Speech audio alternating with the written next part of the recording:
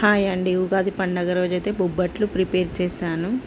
నోట్లో వేసుకుంటే ఇట్టే కరిగిపోయే నేతి బొబ్బట్లు ఎలా ప్రిపేర్ చేసుకోవాలో ఇప్పుడు చూసేద్దాం. ముందుగా శనగపప్పుని కుక్కర్లో వేసి 4-5 విజిల్లు వచ్చేంత వరకు ఉడికించుకోవాలి. ఈ ఉడికించిన పప్పుని మెత్తగా రుబ్బుకోవాలి.